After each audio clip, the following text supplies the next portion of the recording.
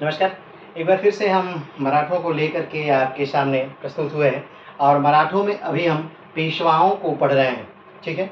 और अभी आज जिस पेशवा को हम प्रारंभ करने वाले हैं वो हैं रघुनाथ राव। जी हाँ, पेशवा रघुनाथ राव, जिनका शासनकाल 1773 से लेकर के 1774 तक था। चूँकि इनका शासनकाल बहुत कम था, बहुत छोटा था, लेकिन अगर देखा जाए तो कहीं न कहीं पेशवाओं में रघुनाथ राव का बड़ा महत्वपूर्ण किरदार है। चाहे वो किरदार उत्तर भारत को जीतने के लिए रहा हो और चाहे वो किरदार मराठा और अंग्रेज़ों से प्रथम आंग्ल मराठा युद्ध कराने में रहा हो, चाहे वो किरदार माधवराव से युद्ध लड़ने में रहा हो और चाहे वो किरदार सदाशिवराव भाऊ से टकराने में रहा हो, चाहे वो किरदार नारायण राव को मरवाने में रहा हो और चाहे वो किरदार मराठा साम्राज्य को लगभग नेस्तनाबूद कराने में रहा हो, चाहे वो साम्राज्य सूरत की संधि बनाने में रहा हो, सूरत की संधि करने में रहा हो, लेकिन कहीं न कहीं रघुनाथ राव का एक महत्वपूर्ण किरदार है। अब रघुनाथ राव को चूँकि मराठा परिप्रेक्ष्य में, मराठा वंशावली में बड़े बुरे दृष्टि से देखा जाता है, लेकिन किसी भी ऐतिहासिक पात्र को एक बुरे दृष्टि से नहीं देखा जा सकता, क्योंकि आज 300 से 400 साल पहले या 200 से 300 साल पहले क्या हुआ था और वो क्या कारण था, उस कारण की आज सही व्याख्या हम इस रूम में बंद हो कर के अपने हाथ में कॉफ़ी या चाय का कप ले कर के नहीं कर सकते हैं। और इसका कारण मात्र इतना है कि इतिहास को इतिहास की नज़र से देखना होता है और उस समय का कारण, उस समय की परिस्थिति ही उस इतिहास को बनाने में मदद करती है। आज का कारण, आज की परिस्थिति अलग है, उस समय का कारण और परिस्थिति, काल, समय, परिस्थितियाँ अलग थीं। तो उस समय क्या हुआ, कैसे हुआ, इस पर हम अपना कोई नज़रिया न बनाएं, बस हम इतिहास को पढ़ें, समझें और जानें, यही हमें करना है। हमें इतिहास में किसी को विलन और किसी को हीरो की नज़र से नहीं देखना है, बल्कि हमें पूरे इतिहास को सिर्फ बहुत बारीकी से अध्ययन करना है। हमें इतिहास को पढ़ करके एक कट्टर नहीं बनना है, बल्कि हमें इतिहास से सीख ले करके आगे आने वाले इतिहास को हमें और अच्छे से संवार लेना है। इतिहास से हमें सीखना है, ना कि इतिहास से हमें क्रूर बनना है। इतिहास से हमें गलतियां सुधारना है, ना कि इतिहास के किसी मुद्दे को निकाल करके वर्तमान में उस पर युद्ध करना है, उस पर जंग करना है। तो ध्यान रखिएगा, इतिहास पढ़ने का मात्र एक उद्देश्य होता है कि हम अपने इतिहास से सीखें और दूसरा उन गलतियों को दोहराएं ना। एक इतिहास पढ़ने का और उद्देश्य होता है कि इतिहास पढ़ने का उद्देश्य एक और है कि हम अपनी परीक्षाओं को निकाल लें, परीक्षाओं को पास कर लें और हम जिस जॉब के लिए तैयारी कर रहे हैं वो जॉब पा जाएं। तो इतिहास दो नज़रिए से देखा जा सकता है, ठीक है? तो आइए अभी इतिहास को यहीं रखते हैं और हम आते हैं पेशवा रघुनाथ राव पर। आखिर पेशवा रघुनाथ राव कौन हैं? पेशवा रघुनाथ राव ने ऐसा क्या किया कि इतिहास सदा इन्हें दोषी ठहराता है? पेशवा रघुनाथ राव के पिता कौन हैं? पेशवा रघुनाथ राव किसके बाद पेशवा खानदान में आते हैं? पेशवा रघुनाथ राव ने किसे मारकर पेशवाई प्राप्त की? पेशवा रघुनाथ राव इतने कम समय तक ही पेशवा क्यों रहे? पेशवा रघुनाथ राव ने किस प्रकार से अंग्रेजों से सूरत की संधि की और पेशवा रघुनाथ राव ने किस प्रकार से प्रथम आंग्ल मराठा युद्ध को निमंत्रण दिया? इन सारी बातों को आज हम विस्तार से जानेंगे और सीखेंगे। लेकिन पेशवा रघुनाथ राव को हम एक बार पढ़ें, इससे पहले हम पेशवाओं खानदान को एक बार कम से कम विस्तृत वर्णन कर लेते हैं, एक बार अच्छे से देख लेते हैं कि पेशवा क्या है, कैसे है और सब कुछ, ठीक है? उसके बाद हम पेशवा रघुनाथ राव को शुरू करेंगे। तो आइए हम देखते हैं पूरा पेशवाई खानदान। चलिए शुरू करते हैं। आपके सामने जो टंगी है ये पेशवाई वंशावली है। अगर देखा जाए तो पेशवाई वंशावली जो बालाजी बाजीराव, सबसे पहले तो जान लीजिए कि पेशवा जो है वो फारसी शब्द है और जिसका अर्थ होता है श्रेष्ठ, ठीक है? पेशवा क्या है? एक फारसी शब्द है जिसका अर्थ होता है श्रेष्ठ। अगर बात करें कि पेशवाओं का निर्माण कब किया गया, कब पेशवा नामक पद को बनाया गया, तो 1674 में शिवाजी ने जब अपना राज्याभिषेक कराया, उसके बाद अपने शासन व्यवस्था को चलाने के लिए एक अष्टप्रधान नामक दल का गठन किया। इस अष्टप्रधान में 8 लोग थे जो अलग अलग विभाग को देखते थे। उन 8 लोगों में जो सबसे उच्च पद था उसे ही पेशवा कहा जाता है। ठीक, अगर देखा जाए तो हम जिन पेशवाओं को पढ़ रहे हैं ये सारे के सारे एक ही वंश के हैं। तो अब बात करें तो क्या पेशवा जो थे वो वंशानुगत होते थे, तो बात है नहीं, पेशवा वंशानुगत नहीं होते थे, बल्कि जो पेशवा थे वो अपनी काबिलियत के हिसाब से बनते थे। लेकिन आप जानते हैं कि शिवाजी की मृत्यु हो जाती है 1680 में, और शिवाजी की मृत्यु के बाद उनके पुत्र संभाजी गद्दी पर बैठते हैं और वो अष्टप्रधान को नगण्य कर देते हैं। संभाजी के बाद संभाजी के भाई राजा राम गद्दी पर बैठते हैं और वो भी अष्टप्रधान का पद नगण्य रखते हैं। संभाजी के बाद राजा राम और राजा राम के बाद राजा राम का पुत्र शिवाजी द्वितीय गद्दी पर बैठता है और वो भी शिवा जो पेशवा अष्टप्रधान का पद है उसे नगण्य नहीं रखता है। लेकिन फिर समय आता है 1708 का, जब शासन सत्ता में आते हैं साहू जी। साहू जी शासन सत्ता में कहाँ से आ गए शिवाजी द्वितीय को हटा करके, तो आपको याद होगा कि जब संभाजी मरे थे तो उन्हीं के बेटे थे साहू जी महाराज, और साहू जी महाराज को उठा करके औरंगजेब अपने पास मंगवा लेता है और औरंगजेब के संरक्षण में ही साहू जी महाराज का पूरा शिक्षा दीक्षा होती है और साहू जी महाराज औरंगजेब के ही दरबार में रहते हैं। लेकिन जब औरंगजेब की मृत्यु हो जाती है तो औरंगजेब का जो पुत्र है जिसका नाम बहादुर शाह है, बहादुर शाह ने छोड़ दिया। किसको छोड़ दिया? तो साहू जी महाराज को छोड़ दिया, और साहू जी महाराज आकर के दक्षिण में अपने राज्य का, अपने पिता का राज्य का हिस्सा मांगने लगते हैं। साहू जी महाराज का साथ देते हैं बालाजी विश्वनाथ, और बालाजी विश्वनाथ की मदद से साहू जी महाराज राजा बन जाते हैं, मराठाओं के राजा बन जाते हैं 1708 में। अब साहू जी महाराज इसका बदला चुकाने के लिए जो पेशवा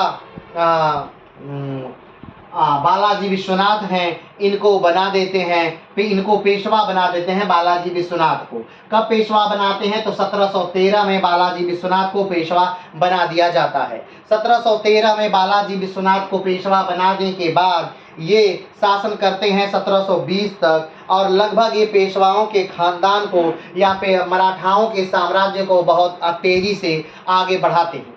ठीक, अगर बात करें कि बालाजी विश्वनाथ के कितने बच्चे थे, तो आप देख रहे हैं बालाजी विश्वनाथ के 4 बालक हैं। सबसे बड़ा पुत्र जो है वो बाजीराव है, दूसरा है चीमाजी हैं, तीसरे हैं भीऊ भाई हैं और अनुबाई हैं। ठीक है, यानी 2 बालक हैं उनके बालाजी विश्वनाथ के। ठीक, तो बालाजी विश्वनाथ की मृत्यु 1720 में हो जाती है, और 1720 में ही एक नए पेशवा बनते हैं जो इन्हीं के खानदान से हैं। ध्यान रखिएगा, बालाजी विश्वनाथ जो हैं ये मराठाओं के 6वें पेशवा हैं। कौथे पेशवा हैं? 6वें पेशवा हैं, यानी इनसे पहले 5 और पेशवा शासन कर चुके हैं।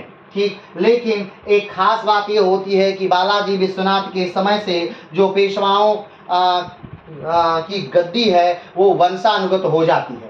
तो बालाजी विश्वनाथ की मृत्यु के बाद उनका 20 वर्षीय पुत्र बाजीराव गद्दी पर बैठ जाता है, और 1720 में बाजीराव गद्दी पर बैठता है। 1720 से लेकर के 1740 तक बाजीराव गद्दी संभालता है। ध्यान रखिएगा, 1720 से लेकर के 1740 तक बाजीराव क्या करते हैं? गद्दी संभालते हैं। बाजीराव का उल्लेख भारत के सबसे बड़े सेना नायकों में होता है, और बाजीराव अपने पूरे जीवन में मराठा साम्राज्य को उत्कर्ष तक पहुंचाते हैं। बाजीराव अपने जीवन की एक भी लड़ाइयां नहीं हारते हैं। बाजीराव के जीवन में एक बहुत अच्छी लव स्टोरी भी आती है जिसे मस्तानी कहा जाता है, यानी इनकी प्रेमिका मस्तानी है, और अंतिम में 1720 में 1740 में बाजीराव की मृत्यु हो जाती है। बाजीराव के भी कई बालक हैं, एक बालाजी बाजीराव और दूसरा है रघुनाथ राव।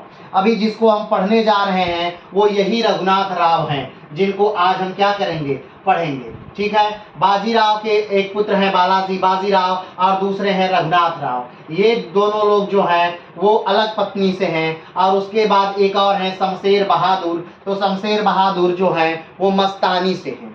ठीक है, ध्यान रखिएगा, ये बालाजी बाजीराव और रघुनाथ राव जो हैं वो काशीबाई के पुत्र हैं। काशीबाई से हैं, इनकी पत्नी एक है काशीबाई, उनके हैं। और शमशेर बहादुर जो हैं वो मस्तानी से हैं। ठीक है, आगे बढ़ते हैं। बाजीराव के बाद इनका बड़ा पुत्र बालाजी बाजीराव जो हैं वो गद्दी पर बैठते हैं। और बालाजी बाजीराव ही वो पेशवा हैं जिनके समय में मराठा साम्राज्य सबसे ज्यादा दूर तक फैलता है। अगर देखा जाए तो अफगानिस्तान के अटक से लेकर के उड़ीसा के कटक तक ये साम्राज्य भारत वर्ष में पूरे फैल जाता है। ठीक, बालाजी बाजीराव 1740 से लेकर के 1761 तक शासन करते हैं। 1761 में जो है एक बड़ा युद्ध होता है अहमद शाह अब्दाली और मराठाओं के बीच, जिसे पानीपत का तृतीय युद्ध कहते हैं। ठीक, अब ध्यान दीजिएगा, फिर यहाँ ध्यान देने वाली बात है कि जब बाजीराव की मृत्यु होती है तब बाजीराव के मृत्यु के बाद बालाजी बाजीराव गद्दी पर बैठते हैं। ठीक है, उस समय रघुनाथ राव कुछ नहीं चाहते हैं, लेकिन रघुनाथ राव के मन में कहीं न कहीं पेशवा बनने के लिए कोई न कोई बात है। रघुनाथ राव एक योग्य सेनापति हैं। ठीक है, तो ये योग्य सेनापति का अपना जो प्रूफ है वो देते हैं बालाजी बाजीराव के समय काल में। 1757 का समय है जब रघुनाथ राव पूरे उत्तर भारत का दौरा करके पूरे उत्तर भारत को लगभग क्या कर लेते हैं, जीत लेते हैं। ठीक, अब जब बालाजी बाजीराव 1761 में समय है, अब सोचिए बालाजी बाजीराव के नेतृत्व में यानी बालाजी बाजीराव के समय में रघुनाथ राव ने बहुत सारी लड़ाइयां उत्तर भारत में लड़ी हैं। और सिर्फ लड़ी ही नहीं, बहुत लड़ाइयां जीती हैं। यहाँ तक कि पंजाब और मुल्तान को भी इन्होंने जीत लिया था, जो अहमद शाह अब्दाली के नेतृत्व में था। आपको याद होगा कि अहमद शाह अब्दाली जो है वो भारत पर 8 बार आक्रमण कर चुका है। और जो ये पानीपत का आक्रमण है इसे 5वें आक्रमण के तौर पर जाना जाता है। यानी इसका मतलब ये हुआ कि रघुनाथ राव को उत्तर भारत में युद्ध लड़ने का बड़ा अनुभव है और रघुनाथ राव को अहमद शाह अब्दाली से भी युद्ध लड़ने का बड़ा अनुभव है। ठीक, लेकिन बालाजी बाजीराव के नेतृत्व में जब 1761 का पानीपत का तृतीय युद्ध होता है तब रघुनाथ राव एक बड़ा धन और एक बड़ी फौज मांगते हैं। ठीक है, क्योंकि वो जानते हैं कि उत्तर भारत में लड़ाइयाँ कैसे लड़ी जाती हैं, क्या क्या दिक्कतें होती हैं, इन सब चीज़ों को मद्देनजर वो एक बड़ा धन, एक बड़ी राशि और एक बड़ी सेना मांगते हैं। लेकिन बालाजी बाजीराव ये देने से मना कर देते हैं और वही समय भेजा जाता है सदाशिवराव भाऊ को 1761 के युद्ध में। अब सदाशिवराव भाऊ 1761 के युद्ध में जाते हैं लड़ने के लिए, लेकिन वहाँ क्या होता है, सदाशिवराव भाऊ हार जाते हैं। ठीक, अब कहीं न कहीं जब सदाशिवराव भाऊ हार जाते हैं, बहुत सारे दर्शनार्थी मारे जाते हैं। एक दिन में मारे जाने वाले ये सबसे बड़ा युद्ध था, या एक दिन में मारे जाने वाले सबसे बड़े ज्यादा लोग एक दिन में मारे गए। इससे पहले मात्र जो द्वितीय विश्व युद्ध है उसी में इससे पहले इतना ज्यादा लोग मारे गए थे। ठीक, अब इतने लोगों की मृत्यु के बाद बालाजी बाजीराव बहुत दुखी होते हैं और कहीं न कहीं 1761 के पानीपत के तृतीय युद्ध से ही दुखी होकर के उनकी क्या हो जाती है, मृत्यु हो जाती है। अब जब बालाजी बाजीराव की मृत्यु होती है तब रघुनाथ राव चाहते हैं कि वो पेशवा बन जाएं, क्योंकि बालाजी बाजीराव को हमने बताया इनके 3 पुत्र हैं, विश्वास राव, माधव राव और नारायण राव। लेकिन पानीपत के तीसरे युद्ध में जो सबसे योग्य पुत्र है, जो या योग्य कहे या यूं कहे कि जो सबसे बड़ा पुत्र है, जो वयस्क पुत्र है, उसकी मृत्यु हो जाती है, उसकी हत्या हो जाती है। विश्वास राव इसमें क्या हो जाता है, मार दिया जाता है 1761 के पानीपत के तृतीय युद्ध में। अब उसके बाद इनके 2 पुत्र जो हैं यानी माधव राव और नारायण राव, ये अभी अल्प वयस्क हैं। अब ध्यान दीजिए, बालाजी बाजीराव मर गए हैं, उनका एक पुत्र विश्वास राव मर गए हैं। अब मराठा का उत्तराधिकारी कौन होगा, तो रघुनाथ राव चाहते हैं कि वो राजा बन जाए, लेकिन वो राजा नहीं बन पाते और उनकी जगह पर राजा कौन बन जाता है, तो माधव राव राजा बन जाते हैं, जो अभी अल्प वयस्क हैं।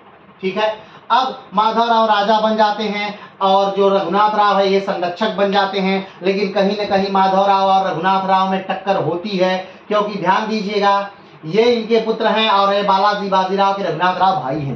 तो माधवराव और रघुनाथ राव में टक्कर होती है, लेकिन उस टक्कर में कहीं न कहीं रघुनाथ राव बहुत सारे चीज़ों के बाद जीतते हैं और माधवराव ही जो हैं वो गद्दी पर बैठ जाते हैं। अब माधवराव गद्दी पर तो बैठते हैं, लेकिन इनका कार्यकाल ज़्यादा समय का नहीं रहा, क्योंकि इनको टीबी हो जाती है और 1772 में ही मर जाते हैं। लेकिन एक तो सबसे बड़ी बात है कि माधवराव ने अपने कार्यकाल में जो मराठे हैं उनकी खोई हुई प्रतिष्ठा को पुनः क्या कर लिया, तो प्राप्त कर लिया। मराठों की खोई हुई प्रतिष्ठा को माधवराव ने पुनः प्राप्त कर लिया इन 10 सालों में।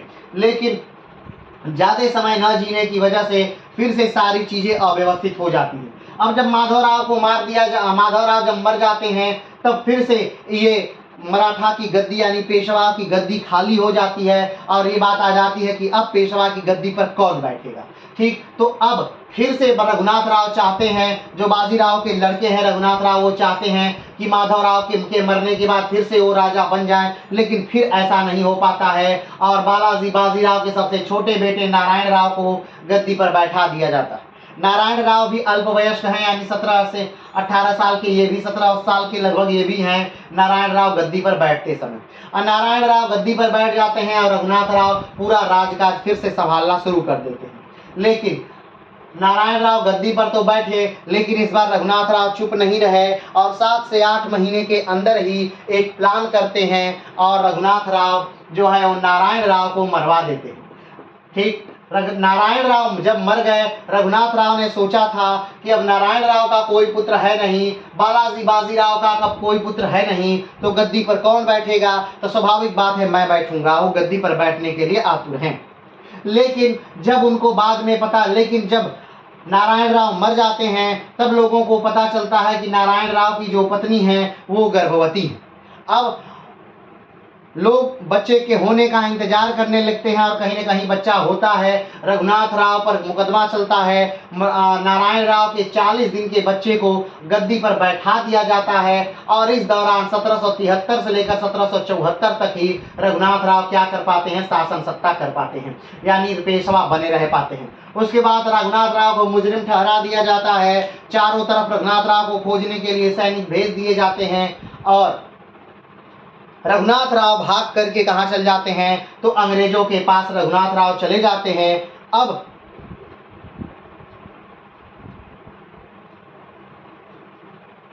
ठीक है, यहाँ पर फिर से देखिए, नारायण राव जो है, नारायण राव को क्या कर दिया जाता है, मार दिया जाता है। ठीक है, नारायण राव को कौन मरवा देता है, रघुनाथ राव मरवा देते हैं। नारायण राव को मरवाने के बाद रघुनाथ राव गद्दी पर क्या करते हैं, बैठ जाते हैं। अब रघुनाथ राव गद्दी पर तो बैठ गए, लेकिन एक तरफ लोगों को ये आस होने लगती है कि नारायण राव का पुत्र होने वाला है। अब लड़का होगा तो उसे गद्दी पर बैठाया जाएगा और लड़की होगी तब तो गद्दी नहीं ही प्राप्त हो पाएगी। तो जब नारायण राव को पुत्र होता है तो 12 भाई परिषद ने एक परिषद बनाई जाती है, नाना फडणवीस के अंडर में 12 भाई परिषद। उस परिषद ने उस छोटे से बच्चे को जो अभी मात्र 40 दिन का है उसे पेशवा बना दिया जाता है, यानी माधवराव। ये जो माधवराव है यही नारायण राव, माधवराव द्वितीय जो है यही नारायण राव का क्या है, पुत्र है।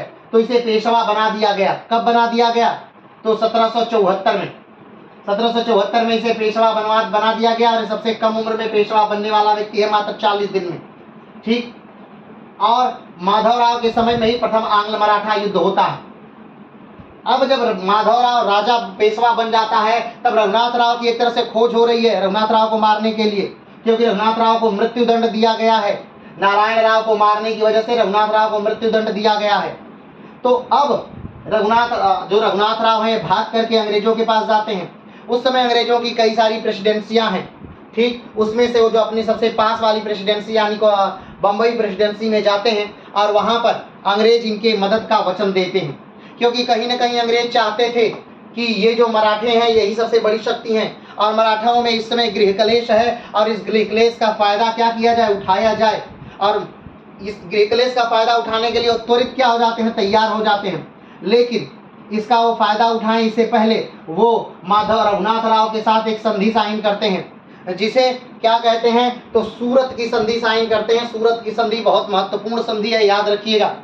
अब ध्यान दीजिए, आपको याद भी करने की जरूरत नहीं है। 1774, ध्यान रखिएगा, रघुनाथ राव 1773 से 1774 तक पेशवा रहते हैं अब 74 के बाद 75 में 1775 में सूरत की संधि हो जाती है। 1775 में क्या होती है? सूरत की संधि हो जाती है। ठीक, तो ध्यान रखिएगा 1775 में सूरत की संधि होती है रघुनाथ राव और अंग्रेजों के बीच, और अंग्रेज फिर इसके बाद ही प्रथम आंग्ल मराठा युद्ध की घोषणा कर देते हैं और युद्ध प्रारंभ हो जाता है। लेकिन कहीं न कहीं ये युद्ध अंग्रेजों के पक्ष में पूरी तरह नहीं रहता है। कई जगह अंग्रेज जीतते हैं, कई जगह मराठा जीतते हैं, कई जगह अंग्रेज हारते हैं, कई जगह मराठा हारते हैं। तो फाइनली ये मिला जुला युद्ध है। इसमें ये कह दिया जाए कि अंग्रेज जीत गए, ये भी गलत है, और ये कह दिया जाए कि अंग्रेज हार गए, ये भी गलत है, क्योंकि कहीं ना कहीं ये मिला जुला युद्ध होता है। लेकिन इस युद्ध के बाद एक संधि होती है, उसे हम विस्तार से भी पढ़ेंगे। इस युद्ध के बाद एक संधि होती है और उस संधि में ये कहीं ना कहीं निश्चित किया जाता है कि अब से जो रघुनाथ राव हैं ये पेशवा का दावा नहीं करेंगे, इन्हें पेंशन भोगी बना करके सूरत में रखा जाएगा। और नाना फडणवीस के नेतृत्व में और माधवराव द्वितीय के पेशवाई में अब से पेशवा व्यवस्था शासनकाल सुचारू रूप से चलेगा।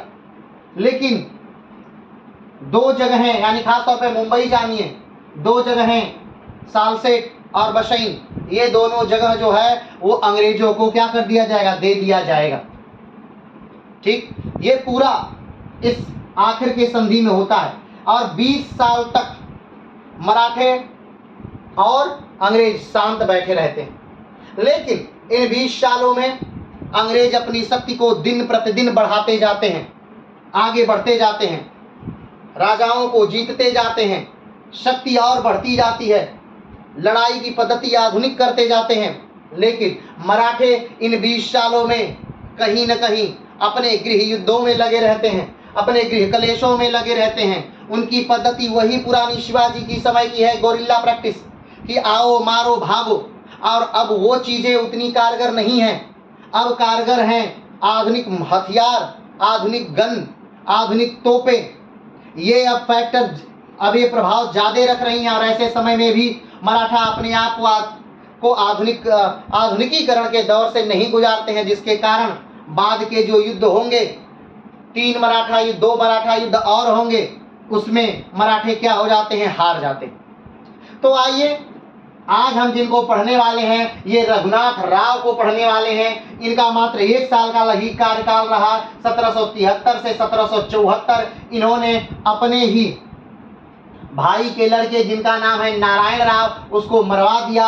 इन्होंने अपने ही भाई के लड़के, जिसका नाम है माधव राव, उसके खिलाफ युद्ध कर लिया। इन्होंने अपने मराठा साम्राज्य को लगभग नेस्तो नाबूद कर दिया और प्रथम आंग्ल मराठा युद्ध के लगभग रघुनाथ राव क्या रहे? तो जिम्मेदार रहे। आखिर क्या बातें थी, कितना सही बात है, कितना गलत बात है, क्या हुआ था, इन सब को आइए हम जानते हैं। तो रघुनाथ राव जो पुत्र हैं वो किसके हैं? तो बालाजी रघुनाथ राव बाजीराव के। वो किसके हैं? रघुनाथ राव पुत्र बाजीराव के पुत्र हैं। तो चलिए शुरू करते हैं। पेशवा रघुनाथ राव, इनका जन्म कहाँ हुआ था? तो जन्म स्थान इनका है सतारा। सतारा के पास माहुली एक स्थान है, वहां पर इनका क्या है? जन्म स्थान है। जन्म स्थान किसका? तो पेशवा रघुनाथ राव का जन्म स्थान कहाँ है? सतारा के पास माहुली में। रघुनाथ राव का जन्म कब हुआ है? तो रघुनाथ राव का जन्म हुआ है 18 अगस्त 1734 में। 18 अगस्त 1734 में रघुनाथ राव का जन्म हुआ है। रघुनाथ राव की माँ कौन है? तो इनकी माता है काशीबाई। ध्यान रखिएगा, ये वही काशीबाई हैं जो बनारस में दशाश्वमेध घाट को क्या करती हैं? बनवाती हैं। भले जो बनवाने का श्रेय है वो दिया जाता है बालाजी बाजीराव को, लेकिन ये आकर के बहुत सालों तक इस काशी में रही काशीबाई। क्यों? क्योंकि जब इनके पति की मृत्यु हो गई, बाजीराव की मृत्यु हो गई, तब इनका मोह भंग हो गया और ये काशी में ही लगभग आकर के बस गई और भगवान शिव के आराधना में अपना जीवन लगभग बिताया। और वहीं पर दशाश्वमेध घाट जो है बनारस का, इन्होंने ही उसका निर्माण जीर्णोद्धार कराया, उसे बनाया। ठीक, पेशवा रघुनाथ राव के जो पिता हैं वो बाजीराव प्रथम हैं। बाजीराव प्रथम कौन है? तो महान मराठा योद्धा हैं। बाजीराव प्रथम कौन हैं? तो भारतीय इतिहास के सबसे बड़े महानतम सेनापति हैं। बाजीराव कौन हैं? तो कभी ना हारने वाले मराठा सेनापति हैं। बाजीराव कौन हैं? तो बाजीराव 500 सैनिक लेकर के दिल्ली पर आक्रमण करके दिल्ली जीतने वाले योद्धा हैं। बाजीराव कौन हैं? तो बाजीराव भोपाल का युद्ध जीतने वाले योद्धा हैं, पूरे मालवा को अपने कब्जे में करने वाले योद्धा हैं। बाजीराव कौन हैं? तो बाजीराव एक मस्तानी नामक लड़की से प्रेम करने वाले योद्धा हैं, जिसके कारण उन्होंने अपना बहुत सा कैरियर क्या कर लिया? तो समाप्त कर लिया। ठीक, वो है बाजीराव। तो बाजीराव इनके क्या है? पिता हैं। किसके? पेशवा रघुनाथ राव के पिता कौन है? बाजीराव। और इनकी माता कौन है? काशीबाई। ठीक, पेशवा रघुनाथ राव से पहले कौन पेशवा था? तो नारायण राव इनसे पहले पेशवा थे। रघुनाथ राव से पहले कौन पेशवा था? नारायण राव। इनका भी शासनकाल लगभग 1 साल का ही था, 1 साल या उससे कम का ही इनका शासनकाल था नारायण राव का। क्यों कम का था? क्योंकि रघुनाथ राव ने नारायण राव को क्या कर दिया? मरवा दिया। एक साजिश की और उस साजिश के तहत नारायण राव को मरवा दिया। क्यों मरवा दिया? क्योंकि ये खुद पेशवा बनना चाहते थे। नारायण राव कौन थे? नारायण राव किसके लड़के थे? तो नारायण राव बालाजी बाजीराव के लड़के थे, यानी इन्हीं के भाई के लड़के थे। ठीक, आगे बढ़ते हैं। इनके बाद कौन पेशवा बना? तो माधवराव द्वितीय पेशवा बने। कौन पेशवा बना? माधवराव द्वितीय। अब बात आती है माधवराव द्वितीय कौन है? तो माधवराव द्वितीय जो है वो नारायण राव के पुत्र हैं। माधवराव द्वितीय कौन है? नारायण राव के पुत्र हैं माधवराव द्वितीय। तो पेशवा रघुनाथ राव से पहले पेशवा रघुनाथ राव से पहले नारायण राव थे, और पेशवा रघुनाथ राव के बाद माधवराव ने पेशवाई की गद्दी संभाली। लेकिन जो माधवराव द्वितीय हैं, ये कभी पेशवा का सुख नहीं भोग सके, क्योंकि पूरा जो नियंत्रण था वो नाना फडणवीस के हाथों में था, और नाना फडणवीस से परेशान होकर के माधवराव द्वितीय ने शनिवार वाड़ा से कूद करके आत्महत्या कर ली थी। आगे बढ़ते हैं। इनके भाई कौन है? यानी पेशवा रघुनाथ राव के भाई कौन है? तो बालाजी बाजीराव इनके भाई हैं। कौन? बालाजी बाजीराव। तो वही बालाजी बाजीराव जो बाजीराव के क्या है? पुत्र हैं, और जिनकी मृत्यु 1761 में पानीपत के युद्ध के बाद हो जाती है। तो बालाजी बाजीराव क्या है? भाई हैं किसको? रघुनाथ राव के। पेशवा कब बने? रघुनाथ राव पेशवा कब बने? तो 5 दिसंबर 1773 में ये पेशवा बनते हैं। 5 दिसंबर 1773 में जब इन्होंने मरवाया, किसको मरवाया? तो नारायण राव को मरवाया। तो उसके बाद ये 5 दिसंबर 1773 को पेशवा बन जाते हैं। कब तक रहे? 28 मई 1774 तक ये पेशवा रहे। ठीक, 28 मई 1774 तक ये पेशवा रहे। क्यों पेशवा पद से हटाया गया? क्योंकि एक न्याय व्यवस्था की, यानी कि न्यायिक प्रणाली में, अदालत में कहीं न कहीं इनको दोषी पाया गया, और राम शास्त्री जो थे, राम शास्त्री प्रभु, इनको दोषी पाते हैं किसके कत्ल में? तो नारायण राव के कत्ल में इनको जो दोषी पाते हैं रघुनाथ राव को, और इनको मृत्यु दंड दिया जाता है। तो लगभग सारे जो मराठा सरदार हैं वो एक तरफ मिल जाते हैं। नाना फडणवीस एक 12 भाई परिषद का गठन करते हैं, और वो 12 भाई परिषद मिलकर के एक 40 दिन के बच्चे को पेशवा बना देती है, जिसके कारण रघुनाथ राव को क्या करना पड़ता है? तो भागना पड़ता है। वो 40 दिन का बच्चा कौन है? तो माधवराव द्वितीय ही वो 40 दिन का बच्चा है, सबसे कम उम्र में पेशवा बनने वाला व्यक्ति। चलिए आगे बढ़ते हैं। इनकी जीवन साथी कौन है? इनकी जीवन साथी कौन है? तो जानकी बाई इनकी क्या है? जीवन साथी हैं, और आनंदी बाई इनकी जीवन साथी हैं। जानकी बाई और आनंदी बाई इनकी क्या है? पत्नियां हैं। पेशवा रघुनाथ राव की पत्नियां हैं कौन? जानकी बाई और आनंदी बाई। अगर बात करें कि इनके बच्चे कौन हैं, तो इनके बच्चे हैं बाजीराव द्वितीय, इनके बच्चे हैं चीमाजीराव द्वितीय, इनके बच्चे हैं अमृतराव।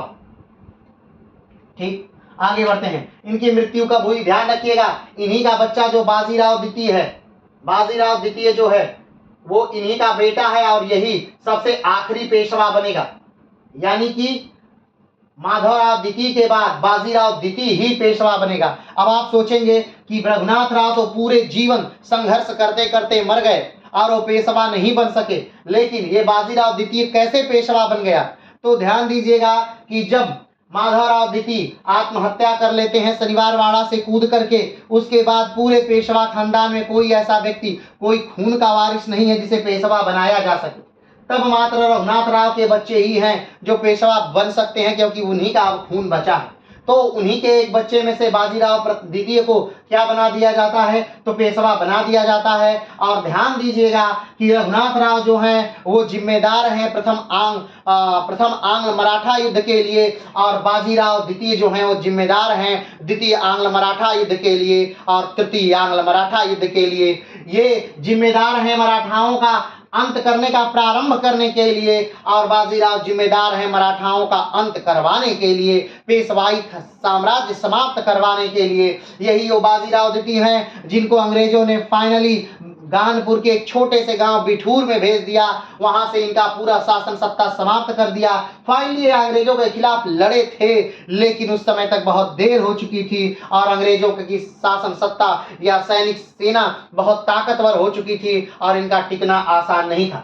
यही वो बाजीराव द्वितीय हैं जिनका बेटा नाना साहब होंगे, जो 1857 के युद्ध में एक महत्वपूर्ण भूमिका निभाएंगे। ठीक है, तो ध्यान दीजिएगा, यही बाजीराव द्वितीय है। आगे बढ़ते हैं, तो बाजीराव द्वितीय, चीमाजी अप्पा राव द्वितीय और अमृत राव, ये पेशवा रघुनाथ राव के क्या है, बालक है, यानी बच्चे हैं, बेटे हैं। आगे बढ़ते हैं, इनकी मृत्यु कब हुई, तो 11 दिसंबर 1783 में। ठीक है, 49 वर्ष की आयु में। ध्यान दीजिएगा, हमने कल की भी वीडियो में बात की थी कि जो लगभग पेशवा बने उनकी मृत्यु बहुत कम समय में हो गई। अब आप देख लीजिए, नारायण राव बहुत कम समय में मर जाते हैं। ठीक, नारायण राव से पहले माधवराव बहुत कम समय में मर जाते हैं।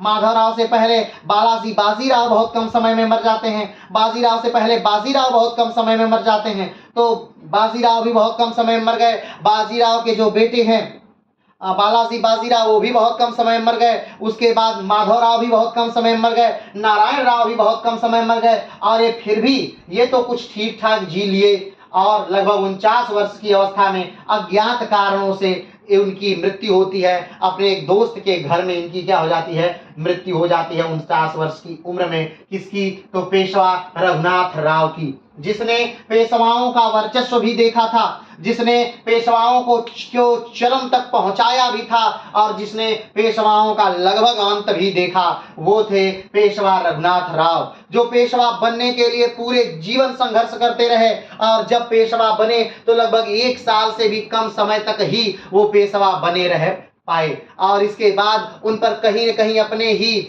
भतीजों को मारने का आरोप लगा, और उन्होंने इस पूरे प्रयत्न से बचने के लिए अंग्रेजों के पास वो शरण मांगने जाते हैं, और अंग्रेज इसका भरपूर लाभ उठाते हैं और वो पेशवाओं पर आक्रमण करते हैं, और पेशवाई शक्ति इससे कहीं न कहीं बहुत नुकसान पहुंचता है, और फिर भी धीरे धीरे मराठाओं का समाप्त हो जाता है, मराठा खत्म हो जाता है। तो चलते हैं, आज पेशवा रघुनाथ राव को हम पढ़ना प्रारंभ करते हैं। ठीक है, चलिए, लेकिन इनको प्रारंभ करने से पहले हम आपको बता दें कि ये जो है ये बालाजी बाजीराव के पुत्र हैं। पेशवा रघुनाथ राव कौन है, बालाजी बाजीराव। बालाजी बाजीराव वही हैं जिनकी मृत्यु 1761 में होती है, पानीपत के तृतीय युद्ध के बाद। ठीक है, चलिए तो शुरू करते हैं। पेशवा रघुनाथ राव 1773 से 1774। ध्यान रखिएगा, ये इनका शासन काल है, ये ना इनका पेशवाई का शासन काल है, कब से कब तक। ठीक है, या यहाँ पर भी इनके पेशवाई का शासन काल लिखा है 5 सितंबर 1773 से 28 मई 1774। चलिए आगे बढ़ते हैं। तो रघुनाथ राव भट्ट यानी पेशवा रघुनाथ राव भट्ट, इनका नाम भी है पेशवा रघुनाथ राव भट्ट, जिन्हें राघोबा भल्लाल या राघो दादा के नाम से भी जाना जाता है। ठीक है, राघव दादा के नाम से जाना जाता है। रघुनाथ राव बाजीराव प्रथम के छोटे पुत्र हैं, जिन्हें 1773-74 तक संक्षिप्त अवधि के लिए मराठा संघ के 11वें पेशवा के रूप में काम किया था। ध्यान रखिएगा, मराठा संघ के इकलौते पेशवा हैं, 11वें पेशवा हैं। मराठा संघ यानी शिवाजी के समय से, यानी 1674 से पेशवा जब बनना शुरू हुए, तब से लेकर अभी तक पेशवा रघुनाथ राव 11वें पेशवा हैं। लेकिन अगर बात करें कि अपने खानदान में ये चौथे पेशवा हैं। ठीक है, पेशवा रघुनाथ राव अपने खानदान में चौथे पेशवा हैं। तो बालाजी पहले, बाजीराव दूसरे, बालाजी बाजीराव तीसरे, माधवराव चौथे, नारायण राव 5वें और रघुनाथ राव 6वें। अपने खानदान में ये 6वें हैं। और वैसे ये 11वें, ठीक है। तो अपने खानदान में चौथे पेशवा हैं, 6वें पेशवा हैं अपने खानदान में, मतलब यानी कि जब बालाजी बाजीराव की मृत्यु हो जाती है उनके समय से जो पेशवाई है वो वंशानुगत हो जाती है उन्हीं के परिवार में। उनके बाद उनका पुत्र, उनके बाद उनका पुत्र गद्दी पर बैठता है, ठीक है। तो शिवाजी के समय से अगर देखा जाए तो 11वें पेशवा हैं, लेकिन अपने खानदान के ये 6वें पेशवा हैं। आगे बढ़ते हैं। रघुनाथ राव को उत्तर भारत में अपने बेहद सफल अभियानों के लिए जाना जाता है। हमने बात की कि रघुनाथ राव एक बेहतरीन काबिल कमांडर ऑफिसर हैं, यानी जब उनके भाई का शासनकाल होता है, यानी बालाजी बाजीराव का जब शासनकाल होता है तो उनके लिए ये लगभग पूरा उत्तर भारत जीतते हैं। तो अपने उत्तर भारत के अभियानों के लिए इन्हें जाना जाता है। अहमद शाह अब्दाली के बेटे के शासन को ये उखाड़ करके फेंक देते हैं। अहमद शाह अब्दाली का जो बेटा है वो पंजाब और मुल्तान से भाग जाता है। जो दिल्ली है, दिल्ली के पूरे एरिया को रघुनाथ राव जीत लेते हैं और वहां का जो बादशाह है उसे मात्र कठपुतली बादशाह के तौर पर बना देते हैं। ठीक, आगे बढ़ते हैं। रघुनाथ राव दिल्ली की लड़ाई में 1757 में रोहिल्लाओं के खिलाफ विजयी हुए। इस जीत में मराठा दिल्ली के वास्तविक शासक बन गए और मुगलों के पास कोई शक्ति नहीं बची। ध्यान दीजिएगा, ये रोहिल्ला कौन है? तो ये रोहिल्ला वही हैं जिन्होंने मराठाओं को धोखा दिया था 1761 में और अहमद शाह अब्दाली के सेना की तरफ से लड़े थे। जब पानीपत का तृतीय युद्ध हुआ था तो अवध के नवाब और ये रोहिल्ला ये अहमद शाह अब्दाली की तरफ से लड़े थे। तो इन रोहिल्लाओं को सबक सिखाया था किसने? तो पेशवा रघुनाथ राव ने। ठीक, जब ये इनका 1761 का पानीपत का तृतीय युद्ध होता है, उसके बाद मराठे हार जाते हैं, पूरा उत्तर भारत उनके कंट्रोल से हट जाता है, लेकिन ये रोहिल्लाओं ने लगभग पूरे भाग को अपना क्षेत्र का विस्तार करते हैं और रोहिल्लाओं को बहुत सारी उपलब्धियां मिलती हैं अहमद शाह अब्दाली की वजह से। लेकिन जब अहमद शाह अब्दाली वापस चला जाता है और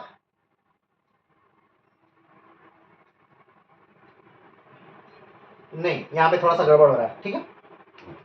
तो 1757 में जब बालाजी बाजीराव का शासनकाल रहता है तब पेशवा रघुनाथ राव उस पूरे भाग को जीत लेते हैं। हमने बताया था कि मराठों, पेशवाओं और दिल्ली से क्या हुआ था? समझौता हुआ था कि अगर दिल्ली शासन पर कोई आक्रमण करता है तो उसे मराठों पर आक्रमण माना जाएगा। और अहमद शाह अब्दाली आक्रमण करता है, पंजाब और मुल्तान को जीत लेता है। जब पंजाब और मुल्तान पर रघुनाथ राव आक्रमण करके उसे पुनः क्या कर लेते हैं, जब पंजाब और मुल्तान का गवर्नर बदल दिया जाता है मुगलों द्वारा, तब अहमद शाह अब्दाली दिल्ली पर आक्रमण करता है और दिल्ली पर आक्रमण करके दिल्ली को जीत लेता है। तब दिल्ली को बचाने के लिए बालाजी बाजीराव रघुनाथ राव को भेजते हैं 1757 में।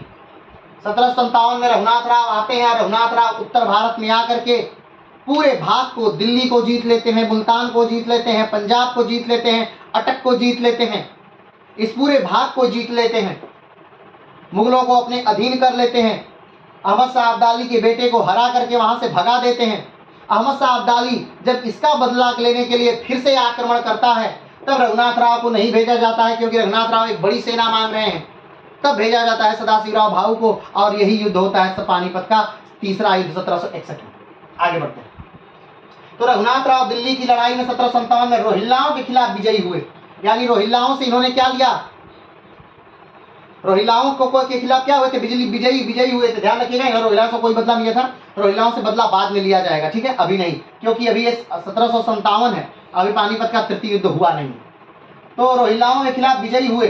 कौन? रघुनाथ राव। रोहिल्लाओं को हरा दिया, दिल्ली के वास्तविक शासक बन गए और मुगलों को पास कोई शक्ति नहीं बची। दिल्ली को भी क्या कर लिया रघुनाथ राव ने? जीत लिया। ठीक, किसको हराया? रोहिल्लाओं को हराया, दिल्ली को हराया, दिल्ली को अपने नियंत्रण में किया।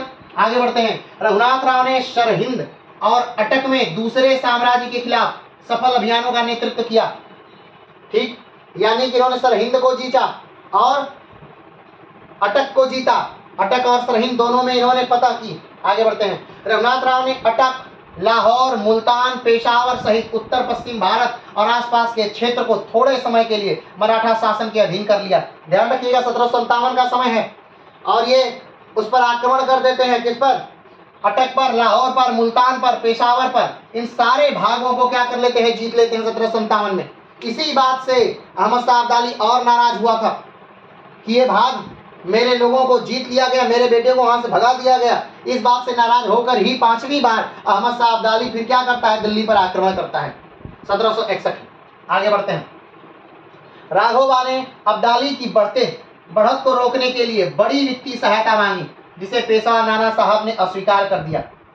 अब रघुनाथ राव को पूरा अनुभव है, उत्तर भारत का क्या है? पूरा अनुभव है। वे जानते हैं किस प्रकार से उत्तर भारत में जाना है, किस प्रकार से उत्तर भारत में लड़ना है। अब आप सोच रहे हो क्या उत्तर भारत की लड़ाई में और दक्षिण भारत की लड़ाई में अंतर है? तो हाँ, उत्तर भारत की लड़ाई और दक्षिण भारत की लड़ाई में अंतर है। क्या अंतर है? तो मुख्यतः अंतर यह है कि उत्तर भारत जो है वो प्लेन मैदान है, दूर दूर तक मैदान है, तो आमने सामने सेनाएं खड़ी होती हैं और एक दूसरे से टकराती हैं। जबकि दक्षिण भारत में दो फायदा है, एक तो पहाड़ हैं और दूसरे जंगल हैं, तो पहाड़ों पर लड़ना कठिन है और लड़ करके जंगलों में भाग जाना, इसके लिए मराठे माहिर थे। छापामार युद्ध पद्धति करने में मराठे क्या थे? माहिर थे। और दक्षिण का जो भाग है हमेशा मराठों को कहीं ना कहीं सहयोग किया है अपने भौगोलिक वातावरण के कारण। लेकिन जब रघुनाथ राव ने क्या मांगा? एक बड़ी वित्तीय सहायता मांगी कि देखिए फिर से अहमद शाह अब्दाली साथ में क्या कर दिया है? आक्रमण कर दिया है, उसकी सेनाएं आने लगी हैं। तो नाना साहब से कहते हैं, नाना साहब यानी बालाजी विश्वनाथ का नाम नाना साहब भी है, ध्यान दीजिएगा, उन्हें नाना साहब द्वितीय से मत कंफ्यूज करिएगा। नाना साहब द्वितीय 1757 में थे और नाना साहब ये जो है 1761 में है। तो यहाँ पर 1757 में इन्होंने सारे भाग को जीत लिया है रघुनाथ राव ने।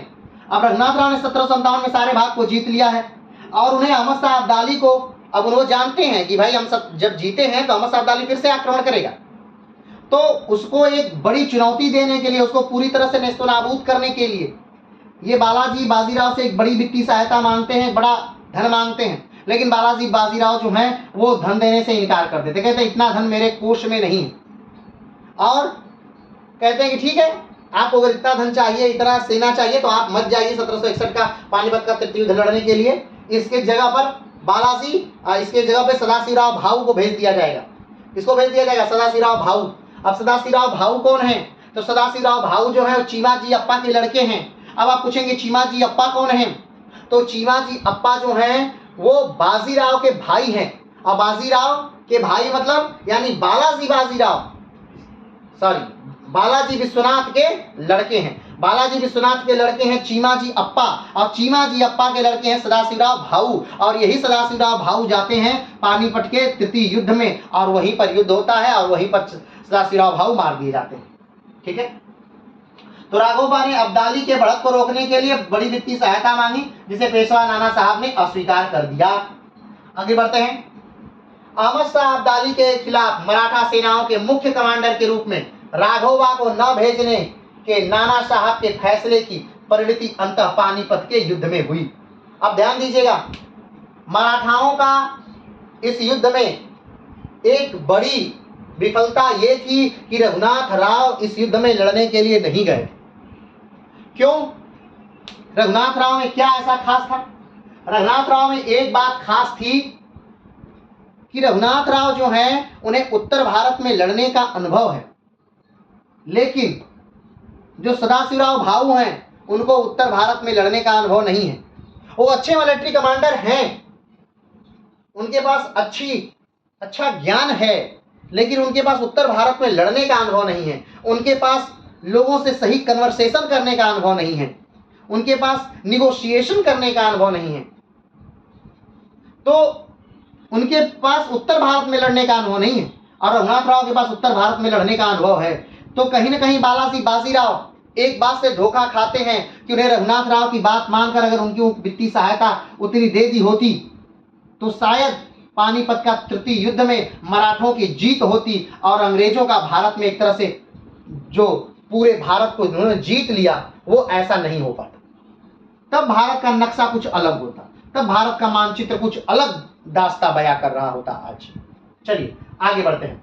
नाना साहब के मृत्यु के बाद उनके बेटे माधवराव प्रथम राघोबा के शासनकाल में पेशवा बने।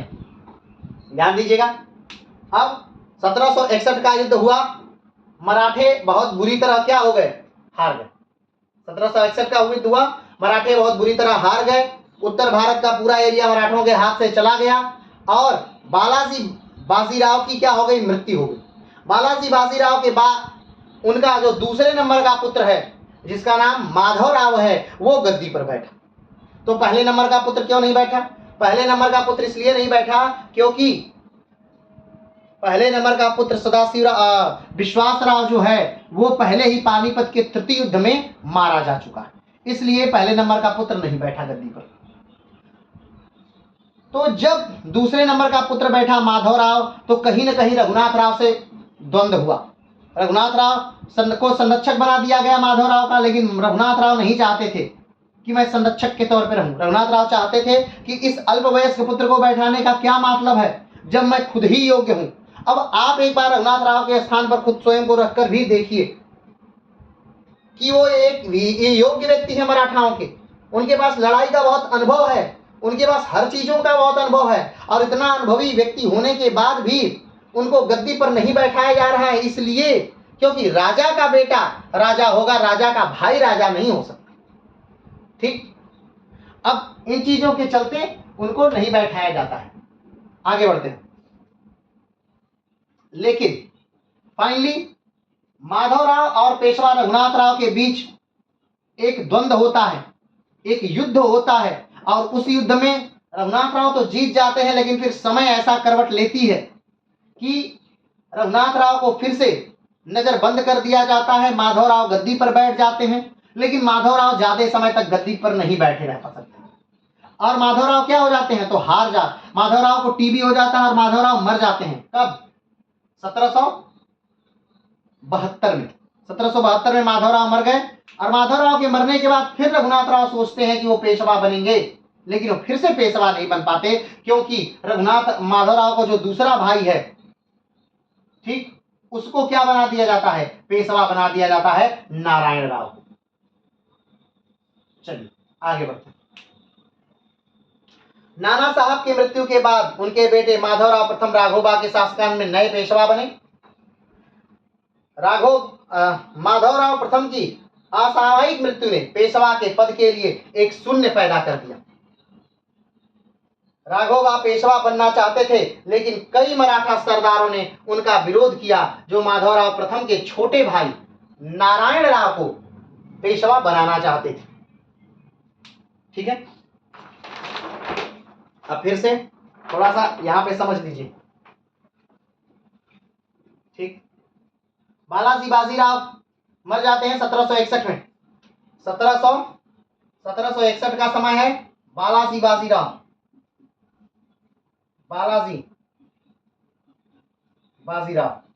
मर गए। ठीक, बालाजी बाजीराव के 3 बेटे थे, विश्वासराव दूसरे, माधवराव तीसरे, नारायण राव। विश्वासराव भी मर गया है। कब? 1761 में पानीपत के तृतीय युद्ध में विश्वासराव मर गया है। अब जब 1761 में बालाजी बाजीराव मरते हैं, तब राजा कौन, पेशवा कौन बन जाता है, माधवराव। लेकिन पेशवा बनना कौन चाहते थे, बालाजी बाजीराव के भाई नारायण राव, रघुनाथ राव। रघुनाथ राव पेशवा बनना चाहते थे बालाजी बाजीराव की मृत्यु के बाद। क्यों? क्योंकि माधवराव जो है अल्पवयस्क हैं। ठीक, लेकिन फिर भी दोनों में युद्ध होता है, रघुनाथ राव में और माधवराव में युद्ध होता है, और फाइनली कहीं न कहीं माधवराव जीत जाते हैं और 1761 से लेकर के 1772 तक ये पेशवा रहते हैं माधवराव। 1772 में पेशवा माधवराव भी मर जाते हैं। 1772 में पेशवा माधवराव क्या हो गए, मर गए। चलिए इस बात को फिर से समझते हैं।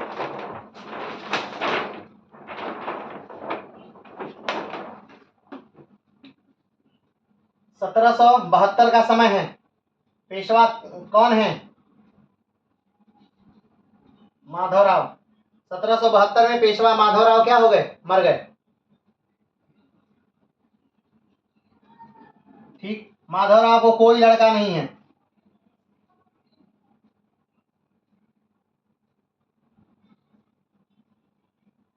सत्रह सौ बहत्तर में माधवराव क्या हो गए, मर गए, और माधवराव को कोई भी लड़का नहीं है। ऐसे में अब पेशवा कौन बनेगा, तो ध्यान दीजिएगा, हमने बताया था कि बालाजी बाजीराव, बालाजी बाजीराव के 3 पुत्र हैं।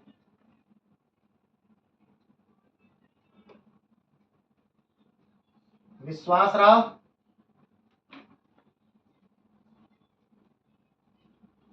माधवराव,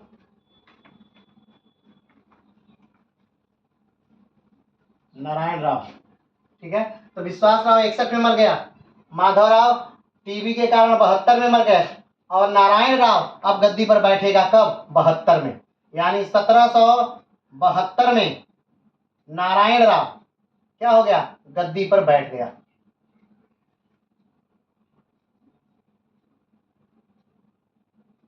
नारायण राव, लेकिन नारायण राव को इस बार रघुनाथ राव नारायण राव को गद्दी नहीं देना चाहते थे, वो खुद पेशवा बनना चाहते थे। तो उन्होंने 7 से 8 महीने के अंदर एक चाल चली, और उस चाल के अंदर 1773 में नारायण राव को मरवा दिया।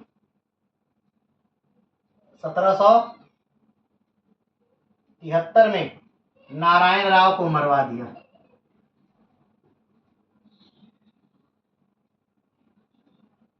ठीक, और 1773 में क्या बन गए, खुद पेशवा बन गए। 1773 में क्या बन गए, पेशवा बन गए, रघुनाथ राव। 1773, लेकिन अब इस नारायण राव की मृत्यु के बाद जो नाना फडणवीस हैं, वो सारे मराठा सरदारों को जोड़ करके 12 महत्वपूर्ण मराठा सरदारों के साथ एक 12 भाई परिषद का गठन करते हैं। और कहीं न कहीं नारायण राव की मृत्यु का केस चलता है कि किसने हत्या की है, किसने मारा है। तो बहुत सारे लोगों को दोषी पाया जाता है, यहाँ तक कि नारायण रघुनाथ राव और इनकी पत्नी को भी दोषी पाया जाता है। उसी के तहत जो है वो राम शास्त्री प्रभु ने रघुनाथ राव को मृत्यु दंड की सजा दे दी। क्या दे दिया, मृत्यु दंड की सजा दे दी, और लगभग सारा मराठा सरदार रघुनाथ राव के खिलाफ हो गया। तो 1774 में रघुनाथ राव क्या हो गए, भाग गए। अब रघुनाथ राव क्या करेंगे, भाग जाते हैं। कहाँ, अंग्रेजों के पास। कहाँ भाग गए, अंग्रेजों के पास भाग गए। कौन, तो रघुनाथ राव भाग गए अंग्रेजों के पास। अब अंग्रेजों ने 1775 में रघुनाथ राव से एक संधि कर ली। इस संधि को कहते हैं सूरत की संधि। 1775 में रघुनाथ राव ने अंग्रेजों से एक संधि कर ली, सूरत की संधि। और ये संधि में ये था कि बसैन और सालसेट यानी बंबई वाला जो भाग है, ये आप हमको दे देंगे। ठीक, अगर हम आपको क्या बना देंगे, पेशवा बना देंगे, तो आप हमको बसैन और सालसेट वाला भाग हमको दे देंगे, और बदले में हम आपको क्या बना देंगे, पेशवा बना देंगे। संधि हो गई, सूरत की संधि 1775 में। क्लियर है। अब लेकिन ऐसा मत समझिएगा कि ये 1775 में सूरत की संधि कारगर थी। ध्यान दीजिएगा, रघुनाथ राव भाग करके किसके पास आए हैं, बॉम्बे प्रेसिडेंसी के पास। लेकिन उस समय शक्ति किसके पास है, कलकत्ता प्रेसिडेंसी के पास। रघुनाथ राव की यह संधि वारेन हेस्टिंग के साथ नहीं हुई है। ध्यान रखिएगा, अब अंग्रेजों का नाम आएगा, वारेन हेस्टिंग के साथ नहीं हुई है, ये तो बॉम्बे प्रेसिडेंसी के साथ हो रही है। अब बॉम्बे प्रेसिडेंसी के पास तो कोई ताकत नहीं है, क्योंकि अंग्रेजों का जो सर्वोच्च अधिकारी है वो तो कलकत्ता में बैठा है, वारेन हेस्टिंग है वो। तो मुंबई वाले कैसे संधि कर सकते हैं, ये वारेन हेस्टिंग के लिए तो बहुत बुरी बात हो गई। वारेन हेस्टिंग बहुत गुस्सा भी हो गया इससे, सूरत की संधि से वारेन हेस्टिंग बहुत गुस्सा हो गया कि तुम लोगों की हिम्मत कैसे होगी, तुम लोग संधि कर लिए। क्योंकि वारेन हेस्टिंग जानता है कि मराठे क्या है, अभी भी बहुत ताकतवर हैं और मराठों के आंतरिक मुद्दों पर अभी भी दखलंदाजी करना सही नहीं है। और हुआ भी वैसा ही। कहीं न कहीं ये युद्ध अंग्रेजों को बहुत नुकसान पहुंचाया। प्रथम आंग्ल मराठा युद्ध अंग्रेजों से इससे को सही कहीं न कहीं बहुत हानि हुई। तो अभी पूरी स्टोरी को हम जानेंगे, लेकिन अभी यहां तक समझिए कि अंग्रेजों के पास आ गए कब, 1775 की बात है।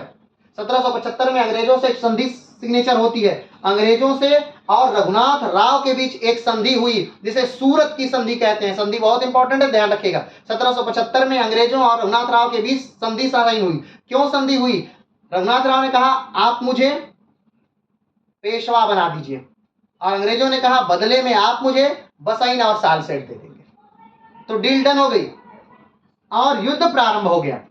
लेकिन बीच में हस्तक्षेप किया वारेन हेस्टिंग ने। वारेन हेस्टिंग ने क्या किया? बीच में हस्तक्षेप किया, युद्ध रुकवा दिया कुछ ही दिन में और कहा कि नहीं नहीं, ये युद्ध नहीं होना है।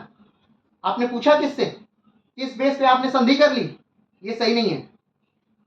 और फिर आगे की गतिविधि हम आगे समझेंगे। अभी आज हम बस रघुनाथ राव को देखते हैं, ठीक है। चलिए आगे बढ़ते हैं। चाहते थे लेकिन कई मराठा सरदारों ने उसका विरोध किया, जो माधवराव प्रथम के छोटे भाई नारायण राव को गद्दी देना चाहते थे। इसके बाद राघोबा 1773 में अपने भतीजे नारायण राव की हत्या में शामिल हो गए और खुद नए पेशवा बन गए। 1773 में क्या किए रघुनाथ राव? इन्होंने अपने जो भतीजे हैं, भाई के लड़के हैं, उनको क्या किया? नारायण राव को मरवा दिया, और नारायण राव को मरवा करके खुद क्या बन गए? पेशवा बन गए। हालांकि उनका शासन अल्पकालिक साबित हुआ, क्योंकि नारायण राव के शिशु पुत्र माधवराव द्वितीय को 1774 में मराठाओं ने पेशवा बना दिया। अब ध्यान दीजिए, पेशवा रघुनाथ राव ने तो मरवा दिया नारायण राव को, नारायण राव मर गए। और नारायण राव जब मरे तब नारायण राव की कोई औलाद नहीं थी, और रघुनाथ राव इसी बात से खुश थे। लेकिन जब नारायण राव मरे तब पता चला उनके मरने के बाद कि उनकी जो पत्नी है वो गर्भवती है, प्रेग्नेंट है वो। और उसके बाद एक लोगों में आस जग गई कि भाई साहब इनकी पत्नी का जो पुत्र होगा उसे पेशवा बनाया जा सकता है। और वही हुआ भी, नारायण राव का पुत्र हुआ। नारायण राव का क्या हुआ? पुत्र हुआ। और नारायण राव का जो पुत्र हुआ उसी का नाम था माधवराव द्वितीय। और 40 दिन के बच्चे को गद्दी पर बैठा दिया गया 12 भाई परिषद के द्वारा। ठीक है, आगे पेशवा के पद से हटाए जाने के कारण रघुनाथ राव अंग्रेजों के पास चले गए, जिसके कारण प्रथम आंग्ल मराठा युद्ध हुआ। ठीक है, पेशवा के पद से हटा दिया गया रघुनाथ राव को। ये मराठों के पास चले गए, ये अंग्रेजों के पास चले गए। अंग्रेजों ने रघुनाथ राव से सूरत की संधि सिग्नेचर कर लिया 1775 में। और अब अंग्रेजों ने रघुनाथ राव का साथ दिया, और रघुनाथ राव का साथ दे करके आक्रमण कर दिया। कहाँ? मराठाओं पर, पुणे पर। लेकिन यह युद्ध बहुत लंबा चला, 1775 से लेकर के 1782 तक चला, और कोई पक्ष इसमें हारा भी नहीं, कोई पक्ष जीता नहीं। यह युद्ध अनिर्णायक था, निर्णायक नहीं युद्ध था। लेकिन एक निर्णय निकला इस युद्ध का। क्या निकला? एक निर्णय निकला। उतने दिन के युद्ध के बाद एक निर्णय निकला, ये कि जो रघुनाथ राव हैं इनको पेंशन दी जाएगी। क्या दी जाएगी? पेंशन दी जाएगी। क्योंकि अंग्रेज इन्हीं की तरफ से लड़ रहे थे, तो कहीं ना कहीं जो अपने पक्ष में आएगा उसे कुछ तो दिलवाएंगे। तो रघुनाथ राव को पेंशन दी जाएगी, और रघुनाथ राव कभी भी पेशवा पद के लिए अपने आप को दावेदार साबित नहीं करेंगे। रघुनाथ राव पुणे अब नहीं जाएंगे, रघुनाथ राव इसी सूरत में अब क्या करेंगे? रहेंगे। ये निष्कर्ष निकला। और 20 सालों तक लगभग एकदम शांति रही। 20 सालों तक कोई अंग्रेजों से मराठों का युद्ध नहीं। आगे बढ़ते हैं। अपने भतीजे को मारने के कारण रघुनाथ राव पर मुकदमा चलाया गया और उन्हें दोषी ठहराया गया, और राम शास्त्री प्रभु के द्वारा उन्हें मौत की सजा सुनाई गई। लेकिन सजा कभी हुई नहीं। रघुनाथ राव को मौत की सजा दी गई थी, किसके द्वारा? राम शास्त्री प्रभु के द्वारा। लेकिन ऐसा नहीं कि उन्हें फांसी चढ़ा ही दिया गया, ये सजा कभी हुई नहीं, लेकिन उन्हें मृत्युदंड दिया गया। आगे बढ़ते हैं। 6 मार्च 1775 को सूरत में रघुनाथ राव और ब्रिटिश ईस्ट इंडिया कंपनी के बीच एक संधि पर हस्ताक्षर किए गए। संधि के अनुसार यह तय किया गया कि ठाणे, बसई और सालसेट को अंग्रेजों को सौंप दिया जाएगा और बदले में कंपनी रघुनाथ राव को पेशवा बनने में सहायता करेगी। ठीक है, अब पूरी बात को समझिए। समय था 1774। 1774 में राघोबा को हटा दिया गया गद्दी से, और राघोबा को हटा करके माधवराव दीदी को गद्दी पर बैठा दिया गया, पेशवा बना दिया गया। राघोबा को बहुत क्रोधित हुए। राघोबा मुंबई प्रेसिडेंसी यानी अंग्रेजों के पास चले गए और अंग्रेजों से जाकर के सूरत की संधि सिग्नेचर कर ली। अब सूरत की संधि जब सिग्नेचर कर ली, तब अंग्रेजों ने इनकी तरफ से लड़ने का वादा किया। और अंग्रेज लड़ना क्यों चाहते थे, क्यों इनकी तरफ से लड़ना चाहते थे? क्योंकि कहीं न कहीं वो लड़ करके मराठों को कमजोर करना चाहते थे और मराठा शक्ति को पूरे देश से क्या करना चाहते थे, खत्म करना चाहते थे। क्योंकि उस समय मराठा शक्ति ही भारत की सबसे बड़ी शक्ति के रूप में थी। ठीक, तो इसलिए वो मराठा शक्ति को हटाना चाहते थे। वो तो मौका ही ढूंढ रहे थे कि कोई मौका मिले, और इस आंतरिक विद्रोह ने, आंतरिक बगावत ने अंग्रेजों को मौका दे दिया। तो आज के वीडियो में सिर्फ इतना ही, पेशवा रघुनाथ राव के बारे तक ही। क्या हुआ अब? अभी ऐसा नहीं कि रघुनाथ राव खत्म हो गया, रघुनाथ राव तो अभी चलेंगे। प्रथम आंग्ल मराठा युद्ध में रघुनाथ राव चलेंगे, लेकिन अगले वीडियो में हम प्रथम आंग्ल मराठा युद्ध को पढ़ेंगे। किसको पढ़ेंगे? प्रथम आंग्ल मराठा युद्ध। प्रथम आंग्ल मराठा युद्ध यानी 1700 राघोबा का। देखिए सब लाइन से है, आपको कहीं कुछ याद करने की जरूरत नहीं इसमें पड़ रही है।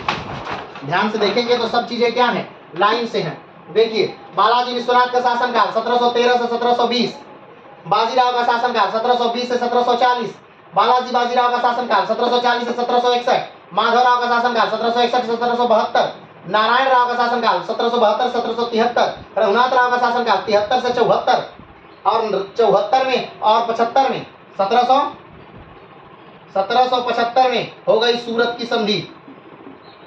ठीक है, और 1775 में सूरत की संधि के साथ ही आंग्ल मराठा युद्ध, आंग्ल मराठा युद्ध क्या हो जाता है, प्रारंभ हो जाता है। और 1775 से लेकर के 1782 तक आंग्ल मराठा युद्ध चलता है, और कई जगहों पर अंग्रेज हारते हैं, कई जगहों पर मराठे हारते हैं, और फाइनली एक संधि होती है।